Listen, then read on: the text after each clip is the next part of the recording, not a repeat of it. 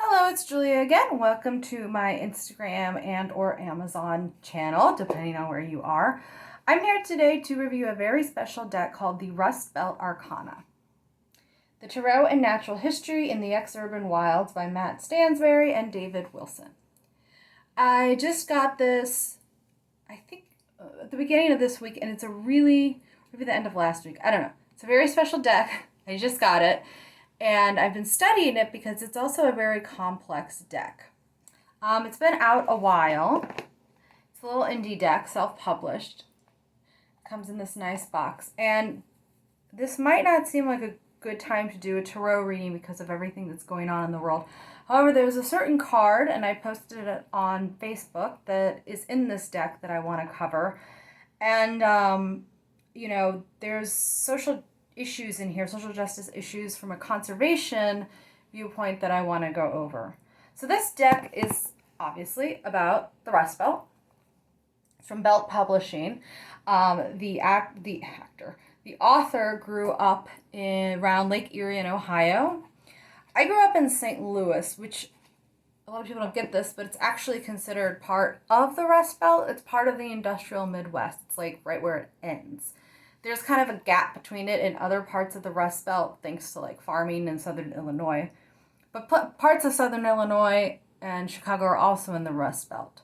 Basically, it describes parts of the country where industry is dying, or there's still industry, and but like Pittsburgh is part of the Rust Belt, but and a lot of its industry did die, but not all of it did, and it's having a comeback. St. Louis lost a lot of its industry, and so, like many other places in the Rust Belt, it has a lot of rusting infrastructure. Its economy, in parts of it, has collapsed. And what this talks about is the point where nature kind of comes up against this industry. Lake Erie is a really good example of that, and so are parts of St. Louis.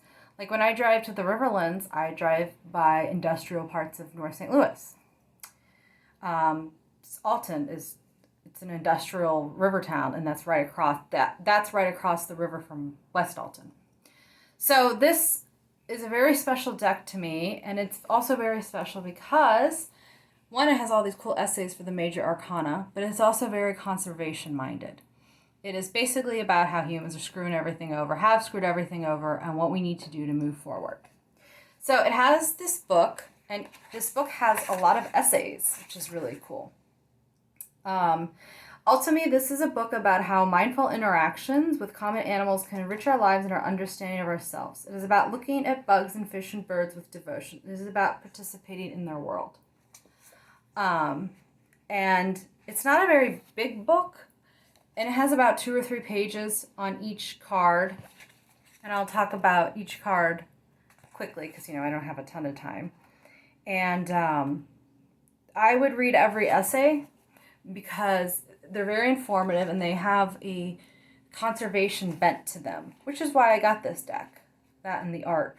I also grew up going to the industrial Ohio. My mom is from Youngstown. My dad is from outside Pittsburgh. So I have deep roots all over the Rust Belt. And I remember going to Youngstown, and there are just like big pits where steel mills used to be. My grandma, she died in the early 2000s she's like 92. But her house had soot all over it. And when I was going to school in Pittsburgh, at one point they cleaned the Cathedral of Learning. You'll know what I'm talking about if you either Google the University of Pittsburgh or you know what I'm talking about. And there was just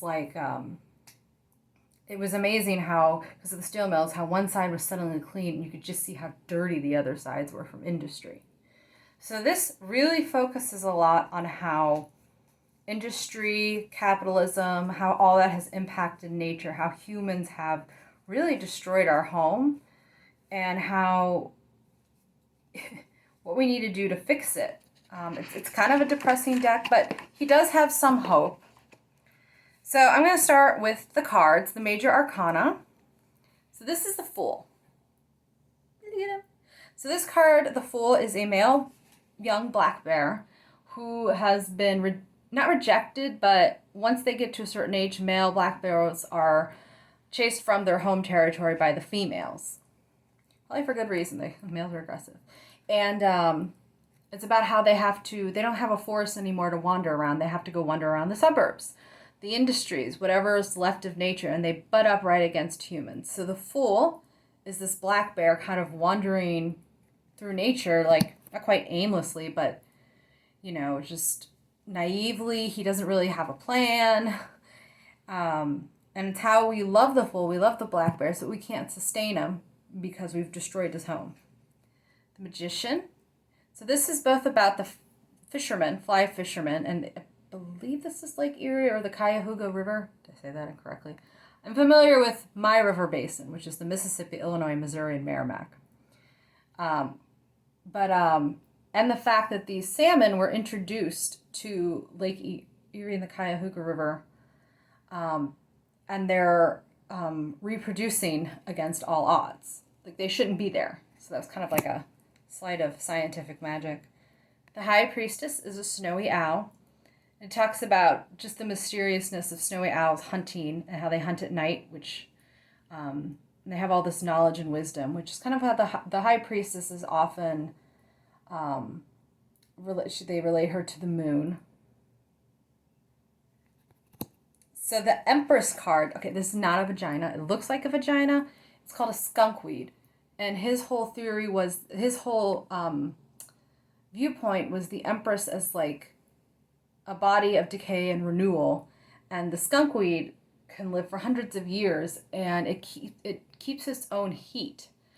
So after the frost, it will actually unthaw itself and keep all the, or during the frost, really early, like when it's still winter, it's one of the first plants because it can heat itself up.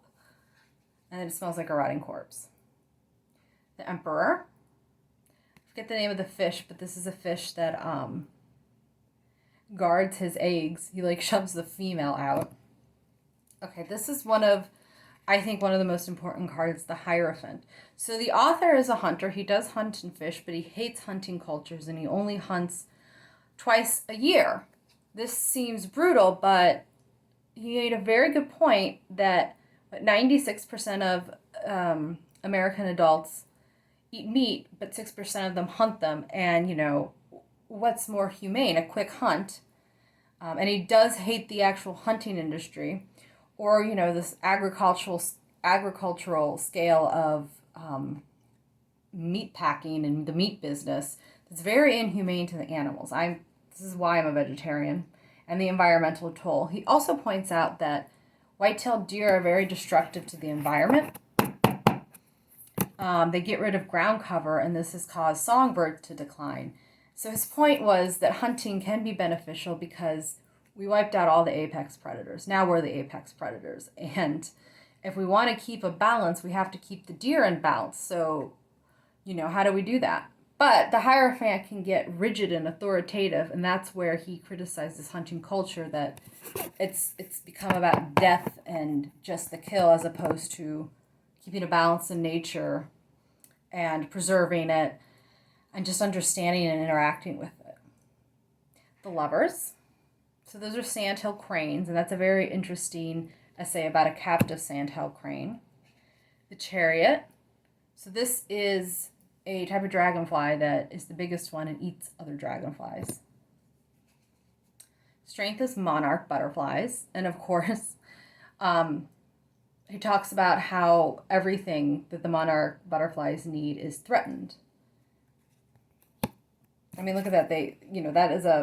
They're very, very, very strong, but they're very, they're not ferocious animals. And, strength is generally you using strength, but not using in a ferocious manner, kind of in a calming manner.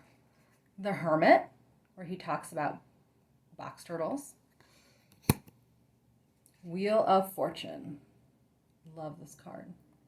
So this is the card Justice. So this is really, I actually took a picture of it and put it on Facebook because it's so relevant to what is happening. He talks about how capitalism is based upon the oppression of people, especially minority people. And this is all tied into the militarization of the police. In this case, this woman represents Flint, Michigan.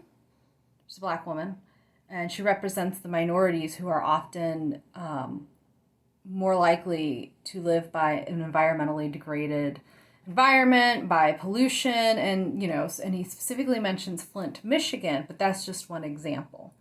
It's the Justice card. It's also about mushrooms, like keeping the balance of nature by rejuvenating everything, but it's a complicated essay. It's really good, and it's one of the reasons you should read all the essays. But yeah, it's a great card. And he talks about how ultimately how we treat nature is also how we treat people. The Hanged Man. Learned a lot about possums. Death. I'm not going to go over every card. Temperance. This talks about wetlands and trying to rebuild them and balance them out. The Devil. It's a lightning bug. Of course, the Tower. This is also, so this injustice, I'm a birder, and our construction of progress of cities is killing birds. They fly into them. Buildings also have lights that disorient them because they creates all, not only do the lights themselves disorient them, but it gets rid of darkness. It creates a false light, and they can't navigate as well because they can't see the stars. Like, you would never know if there were stars in the universe if you only spent your time in the city. You would just see a couple little dots in the Big Dipper. The Star. The Moon. The Sun. So I like this because it talks about how Western and also non-Western, it depends on the culture, like the Maori, and other people in the world have caused animal population crashes. The Maori first come to mind with the big flightless birds that were on New Zealand.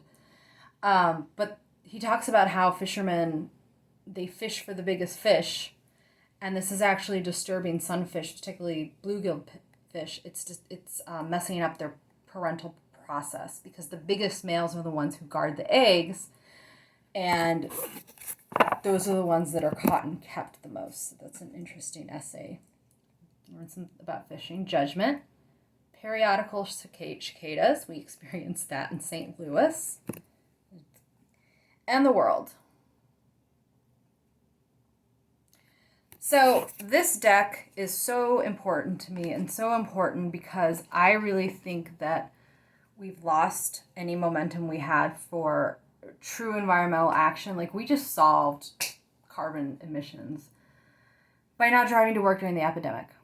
So what are we going to do? Because he talks about climate change and carbon. And what are we going to do now? We're just driving back to work as usual. We solved it. We know what we have to do. We just don't want to do it because it's inconvenient to us. So I am going to go over the minor arcana quickly.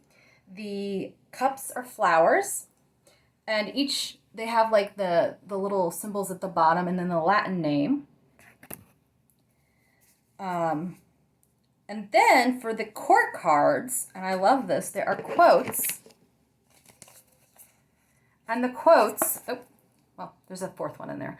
The quotes all have to do with the sweets, and they're all people who are essayists, scientists, etc. It's really, really cool. The pentacles are insects.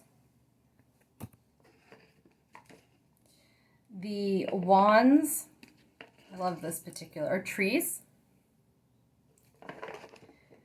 And like the cups, they all have those court cards with quotes. And then, this is my favorite suite. In general, actually, swords are my favorite suite, which is weird. Swords are birds. And again, all of the suites have like the symbols of the suite at the bottom and the Latin names. So anyway, that is the Rust Belt Tarot. You can get it on Etsy.